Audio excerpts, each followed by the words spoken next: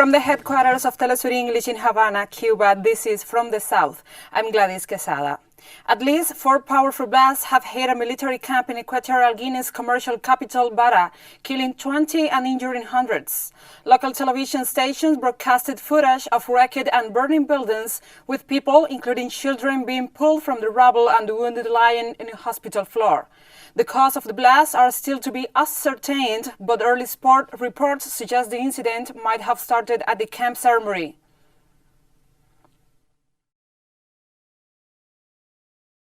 More than 500 injured and 15 dead. The explosion took place near the military barracks that we have in Contoma, a neighborhood in Bata. It is important for us to ask our brother countries for their assistance in this lamentable situation, since we have a health emergency due to COVID-19 and the tragedy in Bata.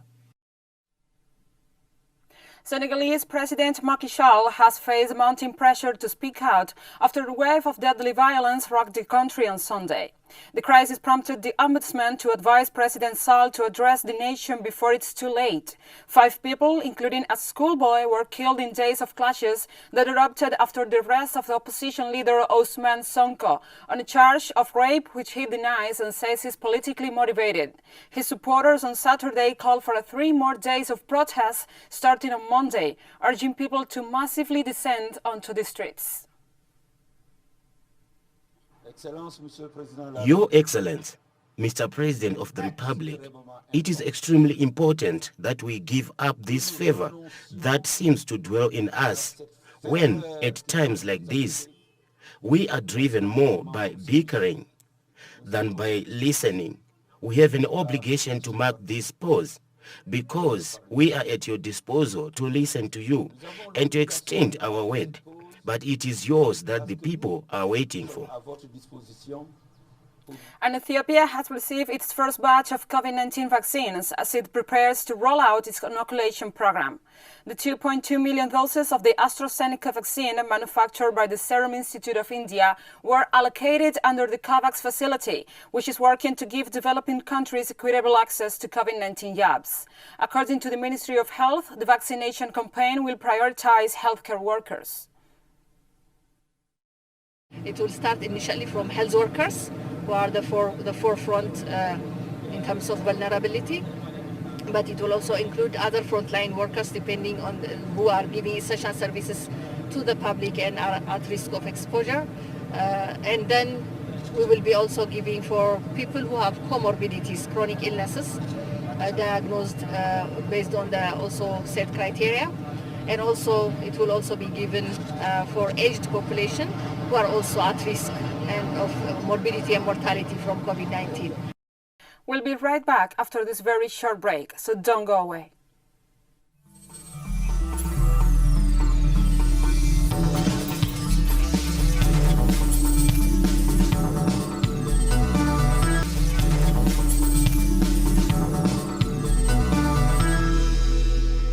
Welcome back to From the South. Before his final stop in April, Pope Francis met Christians in an ancient Iraqi church torched by the Islamic State group in the town of Qaraqosh in 2014. After the Islamic State group was ousted in 2016, the Al Thawra church's marble floors and columns were restored, and the faithful gathered there on Sunday to welcome the 84-year-old pontiff. In his speech, Pope Francis urged people not to lose hope in these days of the global health crisis and great insecurity. He also asked people not to say no to terrorism and the manipulation of the religion, before calling for women to be respected and protected.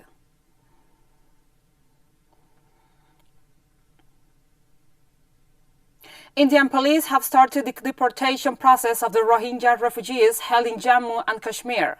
The migrants who fled persecution in Myanmar have been held at a detention center since Saturday. India alleges the Rohingya has links with the Muslim fighter groups, claims the community's leaders have rejected. The tribe has long suffered persecution in their homeland, where they are denied freedom of movement and citizenship. Almost 1 million Rohingya have fled to neighboring Bangladesh and India since 2017.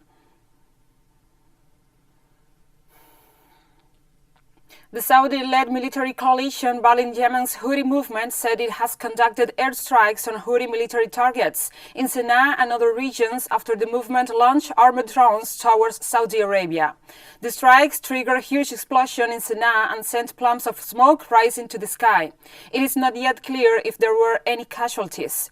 The Houthis have recently stepped up attacks against the coalition as they escalate an offensive to seize the Saudi-backed government's last stronghold of Marib.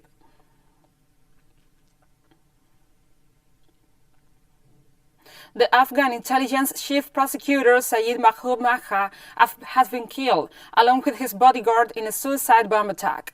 Aha was on his way to his office in the southern city of Lashkargah when a suicide bomber driving a car full of explosives targeted his convoy. 8 people were also injured in the blast. No group has claimed responsibility for this attack. However, the South Asian nation has been experiencing a rise in target killings, even as peace talks between the Taliban and the government continue in Qatar.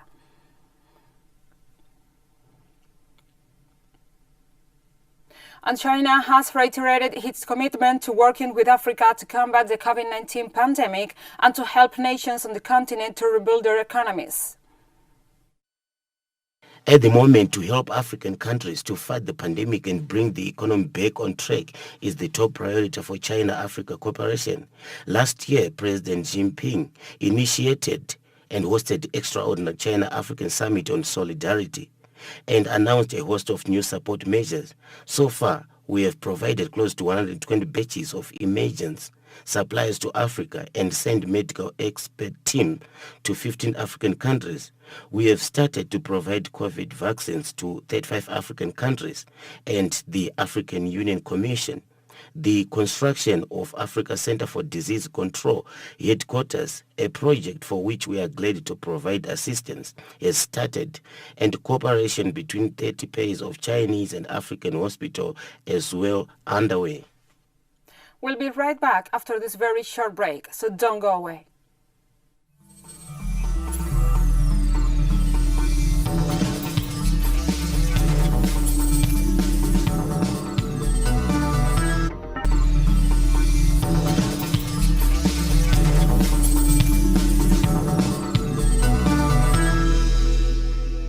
Welcome back.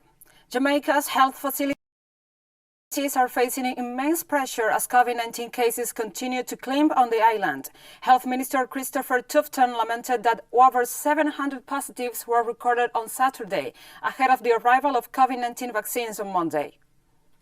Yesterday, March 6, we had a 35.9% positivity rate, with some 723 Jamaicans testing positive for the coronavirus. Let that sink in. Let it sink in that that positivity rate means that our hospitals are going to come under pressure, significant pressure. Let it sink in that our public health workers, our nurses, our doctors are going to find it very difficult to cope with those who come in and need medical care. Let it sink in that it means longer waits, it means persons having to suffer for longer periods before they can get a bed, and generally speaking, a health system that is going to experience significant stress and fatigue. People have taken to the streets in St. Paul to call for justice for George Floyd, ahead of the trial of a former Minnesota police officer charged with his death.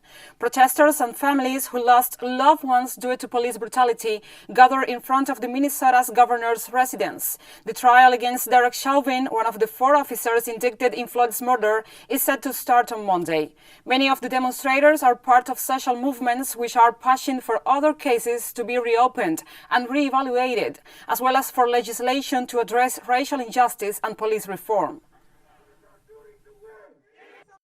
My hope is that this officer and all of the officers are held accountable for the wrong that was done to George Floyd.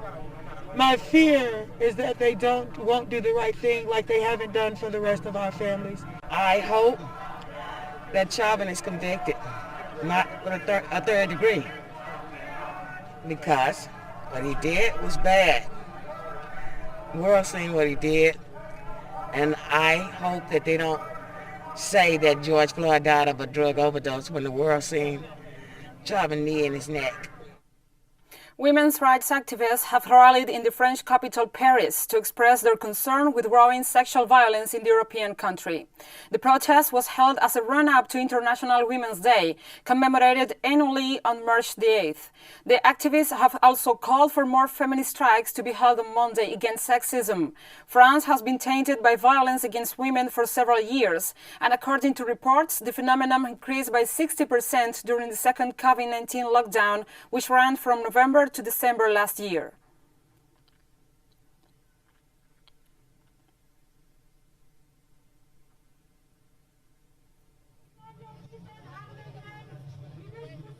La libération des femmes.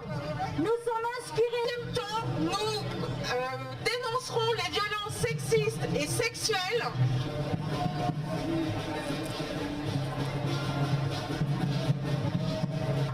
Ensuite, We must continue to fight violence against women, but also fight for more rights. It is important for our rights never to let go, even in France or in other countries like Europe or South America, because the rights of women are never acquired. And we have come to the end of this news brief. But remember, you can find this and many other stories on our website at telesurenglish.net. And also, if you feel so inclined, please join us on social media, Facebook, Twitter, Instagram, and Telegram. For TeleSUR English, I'm Gladys Quesada. Thank you for watching.